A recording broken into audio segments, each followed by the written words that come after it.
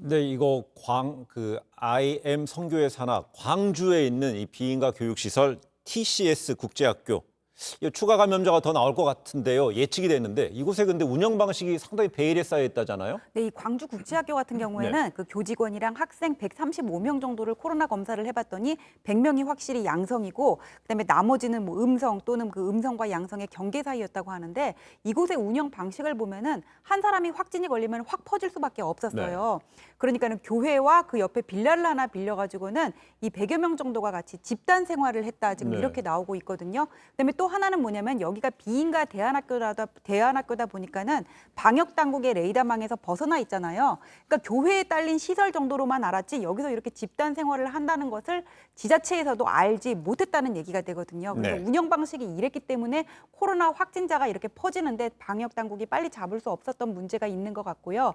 광주시에서는 이 국제학교에서 이만큼 확진자가 나온 이후로 그 IM 선교센터에서 운영하는 다른 학교도 조사를 해봤더니 100명 정도 조사를 해봤더니 지금 100명 정도 확진자가 나왔다고 얘기를 하고, 네. 이 사람들은 일단 무증상이었기 때문에 생활치료센터에 입소를 하게 됐는데, 나머지 이제 14명 음성 나온 사람들은 귀가 조치를 했다고 합니다. 이 IM 선교회발 확산세 제2의 신천지 사태로 번지는 건 아닌지 이 뭐 정세균 총리도 좀 우려를 드러냈었지요. 이 선교단체 대표의 과거 발언 잠시 들어보시겠습니다.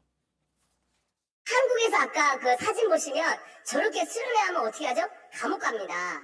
학교를 만들으니까 법제재에 안 걸리더라고요. 그래서 교회에서 안 하는 거 학교다 불러다 놓고 저는 사역했습니다. 민원을 21번을 받았습니다. 경찰이 수도 없이 찾아왔습니다. 병원이 문 닫습니까? 안 닫습니까? 사람의 생명을 살리는 거기 때문에 안 닫습니다. 제가 그랬습니다. 여기는 영혼의 생명을 살리는 곳입니다.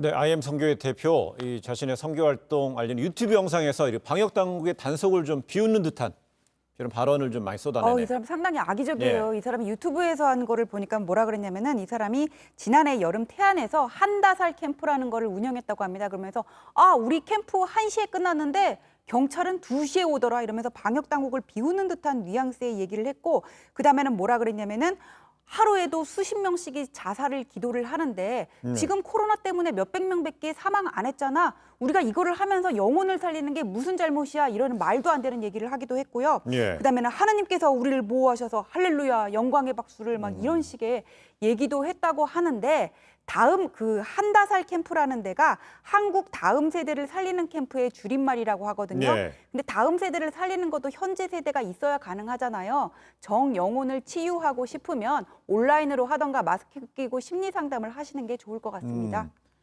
근데 이 대표의 이야기는요, 이 민원을 20번 넘게 받고 경찰도 수없이 찾아왔다 이렇게 말하고 있습니다. 근데 이 말이 사실이라면 보건당국, 방역당국에서 왜 선제적으로 대응을 못했을까라는 의문도 듭니다.